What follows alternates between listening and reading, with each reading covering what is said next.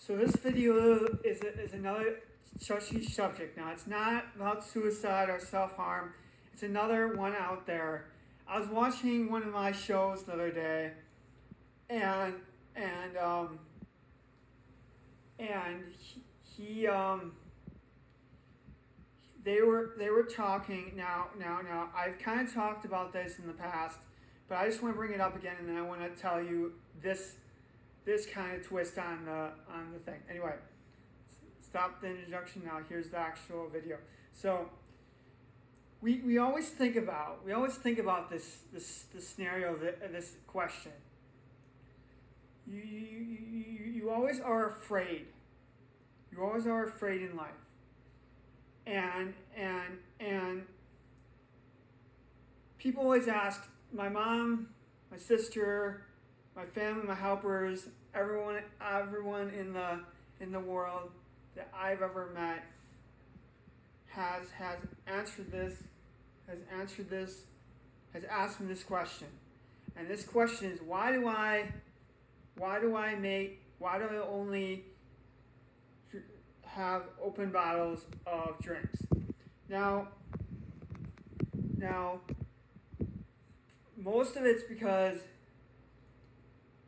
my brain clicks on it and it thinks it's poisonous, or it's bad, or it's. Remember that movie Signs, where that little girl would keep bringing a glass of water out, and she kept saying it's contaminated, and the older boy would say it's not contaminated, it's good water and stuff. Well, that's kind of how I feel, and it's not that I don't want to drink the whole thing. It's usually some days I can let a drink go for days, and other days I have to dump the rest out, or I just leave it on the table because I don't really want to touch it. There's all these kind of things, but there's a thing between schizophrenia and between what's the word, between between the obsessive compulsive disorder, OCD, and what's, some people with schizophrenia, they have these visions or these thoughts about poison or about things after themselves, and then OCD is more about they have to have it a certain way, or they have to keep doing the same thing over and over again. And it also comes into autism is that you also have people with autism as they obsess over the same thing over and over again. And I have some dark sessions, and I have some happy sessions, and I like to just buy movies as much as I can, and that's how I keep spending money. I spent can't really say the amount because my mom's going to watch the video, but it's over $60 last month, and that's just what I like to do. So why I'm bringing this up is that we have to ask ourselves, when you're out in the public, and when you're meeting someone for the first time, and you go in someone's house and they're perfect.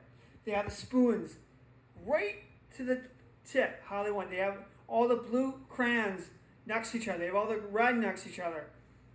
And when you know they have OCD, do not change their habits. Just embrace them. We always ask ourselves, should we help them? Should we do something for them to not make them so OCD in OCD world, or in schizophrenia world, or this? All I know is that, from my standpoint, is that I like it when some people help me and try to guide me through the right stuff, but there's a point in life when it's too far, when it's your turn or it's not your turn. If you just be their friend, that's all they're asking for.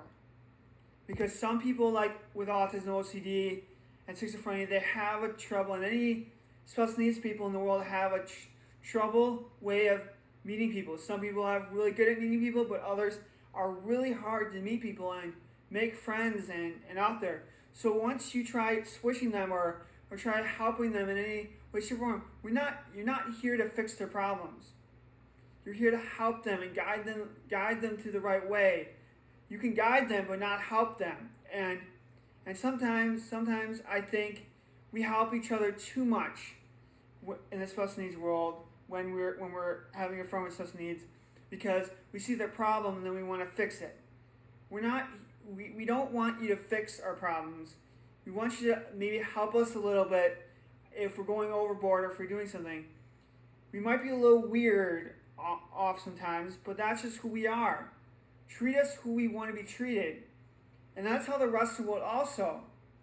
We want to be treated as the rest of the world. So next time you have a special needs friend or someone with a problem out there, you know they have a problem, unless they bring it up, unless they want your help, help them.